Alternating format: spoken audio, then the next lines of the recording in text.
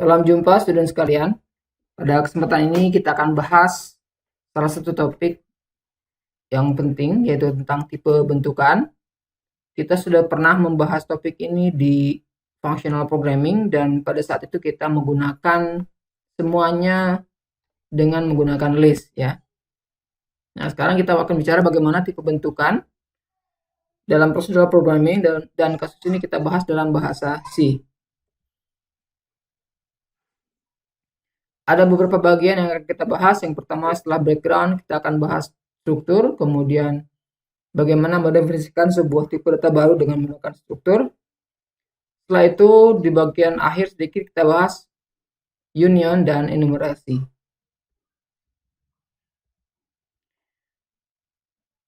Latar belakang yang mendasari diperlukannya sebuah tipe bentukan adalah karena struktur data yang kita kenal sebelumnya, yaitu array.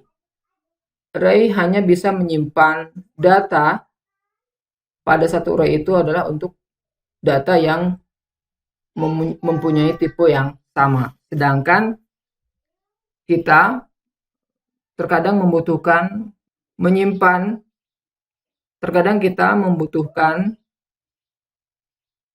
data yang mempunyai tipe yang berbeda-beda. Misalkan kita ingin menyimpan, di sini contohnya adalah list produk ya dalam sebuah toko, di mana dalam satu produk itu akan menyimpan nama dari produknya, bagian nomornya, ukurannya, berat dan sebagainya, serta harganya. Sehingga pada sebuah komponen elemen kita membutuhkan beberapa tipe data yang berbeda. Maka kita membutuhkan sebuah cara yang baru untuk menyimpan, yaitu dengan menggunakan tipe data bentukan, dan dalam C kita kenal dengan menggunakan struct atau structures.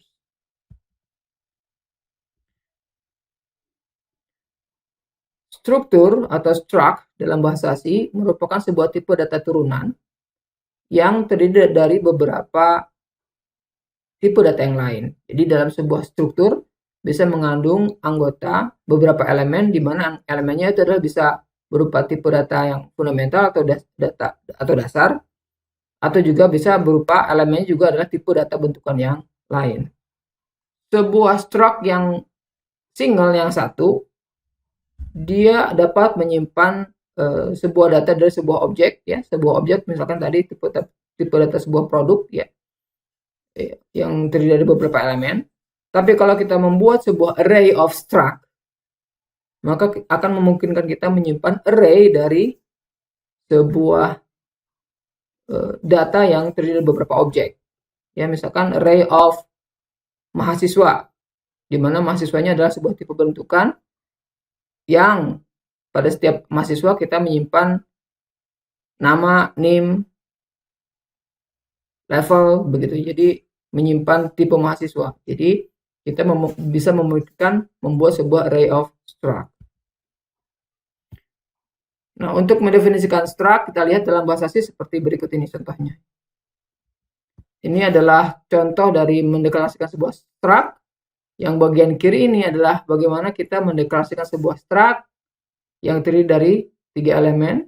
Ya, ini contoh struct my example. Ini adalah sebuah tag-nya, bahwa kita akan mendefinisikan sebuah struct yang di dalamnya ada 3 buah elemen, itu label, letter, sama name, yang masing-masing tipenya seperti ini. Ada integer dan karakter. Ini adalah karakter, ini adalah string ya, array of karakter. Bagian kiri ini hanya mendeklarasikan ya. The name my example is called a structure tag. Jadi dia hanya sebuah tag aja nama, bahwa nanti kita akan membuat sebuah struct seperti ini, tapi belum kita buat. Ini seperti hanya sebuah cetakannya saja. Sedangkan yang bagian kanan sama mendefinisikan struct my example, namun di akhir sudah dituliskan my struct. Artinya kita sudah mendeklarasikan membuat sebuah struktur namanya my struct yang elemen-elemennya seperti ini. Ini sudah reserve space, sudah minta memori ke komputer. Berikutnya, untuk mendeklarasikan sebuah tipe data dari tipe bentukan, kita menggunakan namanya type def. Type def itu adalah artinya kita mendefinisikan sebuah tipe. ya, tipe yang baru. Misalkan contoh seperti ini, typedef int length, artinya kita mendefinisikan sebuah nama baru, namanya length, ya. Dia tipenya apa? Tipenya adalah integer. Jadi mendefinisikan sebuah tipe baru namanya length, sebenarnya dia adalah integer, cuma kita definisikan dia sebagai tipe yang baru. Length di sini disebut sebagai alias atau sinonim name ya dari tipe integer untuk yang bagian ini. Sehingga karena kita sudah mendefinisikan tipe seperti ini, tipe baru yang namanya length, kita bisa gunakan seperti yang di bawah ini. Bisa digunakan untuk mendeklarasikan variabel. Length A, B, len. Artinya dia adalah sebuah variabel baru bertipe length. Seperti apa length? Kita lihat ketika membuat typedef-nya. Length-nya ternyata adalah integer. Begitu ya. Ini contoh menggunakan typedef. Nah, akan lebih bagus lagi kalau kita lihat contoh berikut ini. Memang betul menggunakan typedef untuk sebuah struktur yang baru. Ya. Typedef sering sekali typedef digunakan untuk mendefinisikan tipe dari sebuah struktur. Jadi seperti ini. Kalau tadi mendefinisikan sebuah struct itu, kemudian struct, kemudian ada tag-nya, kemudian elemennya, dan ada reserve space di sini, maka ketika typedef kita mendefinisikan typedef, strukturnya apa, kemudian nama dari tipenya, alias dari tipe struktur tersebut. Ya, seperti yang sebelumnya di slide sebelumnya ini typedef int length, kita mendefinisikan nama baru length dengan tipenya adalah integer. Maka untuk yang struktur artinya kita typedef struct name, artinya kita mendefinisikan sebuah nama baru, tipe dari baru, tipe nama baru, dia adalah sebuah struktur. Ya, contoh ini. Nah, ketika sudah didefinisikan seperti ini, maka kita bisa menggunakan sum name ini sebagai nama tipe baru untuk mendeklarasikan sebuah variabel. Contohnya di bawah ini. Sum name myStruct, artinya kita membuat sebuah variabel myStruct, ya. Dia adalah apa? Tipenya adalah tipe sum name yang merupakan struktur seperti ini di atas. Gitu. Jadi ini merupakan contoh bagaimana mendefinisikan tipe sebuah struktur, ya, tipe baru, nama pakai typedef mendefinisikan nama tipe baru, kemudian kita gunakan untuk mendeklarasikan sebuah variabel. Nah, berikutnya bagaimana kita mengakses elemen dari setiap structures yang sudah kita deklarasikan. Untuk mengakses ini individual members dari sebuah struct, ya, variabel struct yang sudah kita deklarasikan, kita bisa menggunakan dot, operator dot. Seperti yang di sini di awal kita mendefinisikan sebuah struct namanya myStruct, elemennya ada letter, maka kita buat menjadi myStruct.letter. Ini langsung ya dengan menggunakan dot operator. Kalau kita sudah membuat sebuah pointers yang mengacu ke sebuah variabel struktur, maka kita bisa menggunakan cara yang lain. Contohnya di sini misalkan kita membuat sebuah pointers myPtr ini, bintang myPtr artinya sebuah pointers. Tipe pointersnya apa? Tipenya adalah SumName. Tipe myStruct yang sudah kita definisikan sebelumnya. Jadi dia adalah pointer ke sebuah struktur. Dan dia diassign ke myStruct, artinya variabel myStruct tadi ditunjuk oleh pointers ini. Jadi pointers ini mengacu ke variabel myStruct yang sudah kita definisikan tadi.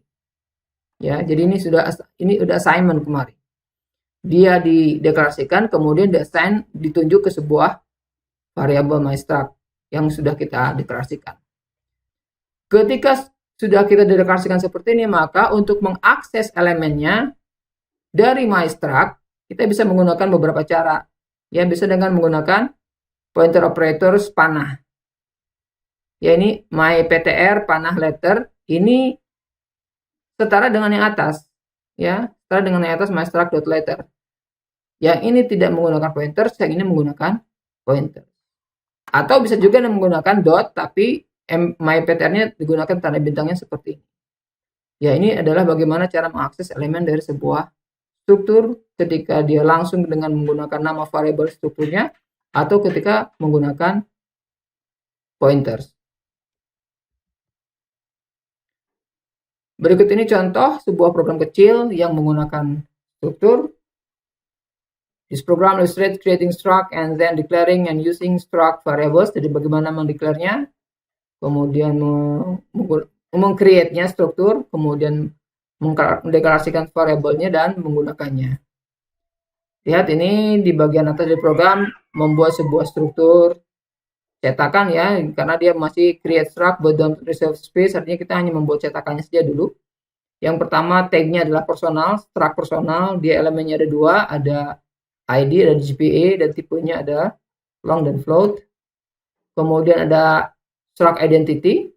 Identity ini adalah sebuah struktur yang elemennya ada dua. Yang pertama adalah nama, tip sebuah string, karena bertipe karakter panjang 30. Dan di dalam struct identity kita memasukkan include struct yang lain, yaitu struct yang di atas, struct personal, person. Jadi membuat sebuah variabel namanya person, tipenya adalah struct personal. Gitu. Jadi tipe struct, dalam sebuah struct ada struct yang lain, ya, mengacu ke yang atas yang sebelumnya. Bagaimana menggunakannya? Di contoh di main programnya, struct identity.js sama dengan Joe Smith, artinya kita membuat sebuah variabel JS, tipenya adalah struct identity. Jadi identity ini kan sudah dideklarasikan di atas, karena belum memakai type def, maka kita buatnya seperti ini, struct identity.js, dan namanya sudah kita assign Joe Smith untuk name, karena identity tadi elemennya hanya satu untuk nama ya, ada name yang 30 tadi itu.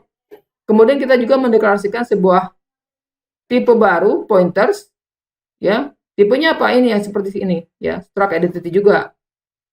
Ya, di sini kan dilihat bahwa dipisahkan dengan koma, artinya sama seperti membuat int a, b, artinya membuat dua variabel. Ini dua variabel kita deklarasikan, JS dan bintang PTR, di mana pointers ke struct ini kita tunjuk langsung isinya alamat si JS yang sudah dideklarasikan. Artinya pointers PTR ini mengacu ke JS, nunjuk.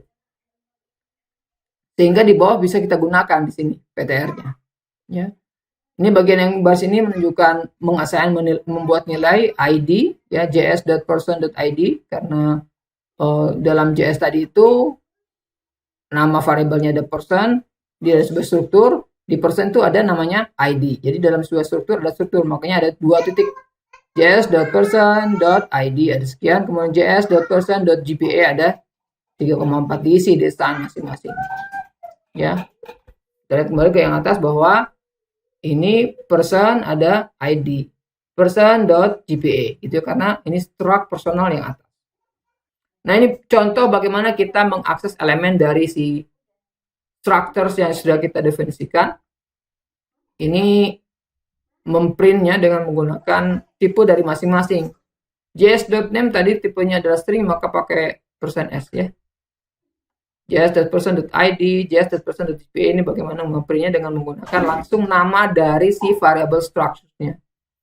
Yang kedua ini menggunakan pointers pakai operator panah seperti ini. Ya. Baik, ini contoh, semoga dapat dipahami. Topik berikutnya adalah tentang union. Ya, union itu berbeda dengan struct, bahwa pada sebuah union bedanya adalah kita bisa mendeklarasikan beberapa variabel, namun variabel yang digunakan kita bisa pilih dan dia menggunakan memori yang lebih sedikit. Ya. Contohnya di sini adalah union status. Dia ada dua variabel int dan karakter, ya. Ada rank dan degree. Ini maksudnya nanti ada status dari student yang mau kita buat di sini. Nah, kedua variabel ini disimpan pada lokasi memori yang sama dan nanti kita bisa pilih mana yang mau kita gunakan. Ya, jadi saling menimpa sebenarnya. Kalau boleh digunakan salah satu, itu keuntungan dari union. Kalau struct, dia ketika mendeklarasikan 1, 2, 3 variabel, maka itu tetap dialokasikan ketiga-tiganya. Sedangkan ini hanya satu. Jadi ini ada union status, ya. Bisa sharing lokasi memorinya. ada union status, kemudian union status dipakai di personal untuk di sini ya, union status level, bahwa level adalah status dari seseorang nanti personal. Dan identity, tadi contoh yang sama, menggunakan struct personal yang atas. Jadi ini ada struct identity, di dalamnya ada struct personal yang ini. Di dalam struct personal ada unionnya yang ini. Jadi ini bersarang ya. Bagaimana menggunakannya? Ini contoh menggunakan sama seperti awal tadi, mendeklarasikan ini sebuah tipe identitas JB gitu ya. Dan ada pointers yang dideklarasikan untuk menuju ke dia. Kemudian ada ini sebuah tipe untuk minta masukan nanti, tipe karakter. Ini adanya dimasukkan, kemudian enter student state. Ini yang akan menunjukkan kegunaan dari union yang mau kita pakai. Bisa U or G, maksudnya di sini U itu untuk undergraduate dan G untuk graduate. Ketika dibaca, kemudian dicek. Kalau status dari studentnya adalah U, artinya dia undergraduate, maka yang dimasukkan adalah rank ya, 1, 2, 3, 4, 5 dan seterusnya ya. Nah, kalau berikutnya, kalau misalkan tipe dari si bukan U atau G, maka yang diminta adalah degree ya. Jadi beda. Tadi yang dimasukkan adalah kalau di undergraduate ada rank yang dipakai dari student levelnya ya, ini adalah union ranknya. Maka kalau dia sudah lulus degree, maka yang dimasukkan, yang dipakai adalah degree-nya, master atau PhD gitu ya kan, dipakai di sini. Karena degree tipenya adalah tadi di atas, tipe dari degree adalah string, sedangkan rank integer. Maka di contoh di sini untuk rank levelnya 1 sampai 5 yang dipakai ya. Dan tipenya adalah integer. Kemudian kalau pakai graduate, maka dipakai tipenya adalah string, disimpan ke yang degree ini. Baik, itu contoh bagaimana menggunakan union ya. Bisa dipakai salah satu variabelnya. Terakhir kita bahas tentang enumerasi. Enumerasi adalah bagaimana kita mendefinisikan sebuah tipe baru yang kita mau pakai namanya langsung ya, dengan menggunakan enum. Dan enum ini sebenarnya adalah sebuah array, nanti kita lihat ya. Contoh di sini ada enum tag name, name 1, name 2 dan seterusnya. Ini seperti ini contoh mendeklarasikan sebuah enumeration. Berikut adalah contoh deklarasi yang sudah bisa dipakai. Contohnya adalah enum colors red, yellow, green. Jadi kita mengenumerasi ada sebuah tipe baru colors yang terdiri dari 3 warna, itu red, yellow, green. Sebenarnya di dalamnya ini disebut sebagai array yang punya nilai 0, 1, dan 2 ya. Jadi membuat sebuah 3 konstan. Red itu disebut mempunyai nilai 0, yellow adalah 1, dan green adalah 2. Nanti kita lihat bagaimana cara menggunakannya. Contoh misalkan ini kita mendeklarasikan sebuah kita membuat sebuah program yang melibatkan enumeration ya. Di sini ada sebuah matriks. Matriksnya namanya adalah bulan, di sini contohnya March. Sebuah matriks dari integer ya. Ukurnya 5 kali 7. Dia mau membuat contoh dari ini, membuat deklarasi dari sebuah tanggal-tanggal dalam bulan Maret, terdiri dari 5 minggu, dan setiap minggu ada 7 hari. Di sini di-assign nilainya ini. Ini contoh minggu pertama. Tanggalnya adalah ini Senin, Selasa, Rabu, Kamis, Jumat, Sabtu, Minggu begitu ya. Tanggal 1 adalah hari Rabu gitu. Ini minggu kedua tanggal-tanggalnya, minggu ke-3, minggu ke-4, minggu ke-5. Jadi ada 5 minggu dan setiap 5 baris, jadi 5 baris ada, dan setiap baris ada 7 elemen. Jadi 5 baris 7 kolom. Jadi ini deklarasi matriks untuk tanggal pakai kurung kelawar semua ya. Bisa seperti ini. Dan ini contoh enumerasi yang digunakan. Jadi enum days. Jadi hari itu, hari pertama adalah Sunday, Monday, Tuesday, Wednesday, Thursday, Friday, dan Saturday. Ini adalah mengenumerasi bahwa hari kita punya 7 dan elemennya seperti ini. Kemudian kita juga membuat sebuah enumerasi week, minggu. Jadi minggunya ada 5, week 1, 2, 3, 4, 5. Jadi ada 5 minggu. Ya, jadi ini mendeklarasikan 2 buah enum, week dan days. Nah, kita bisa mengakses matrik dari tadi, matrik March tadi dengan menggunakan seperti ini. Kita bisa ngeprint nih, pakai tipenya adalah integer karena elemennya integer sebenarnya nanti, tanggal tadi.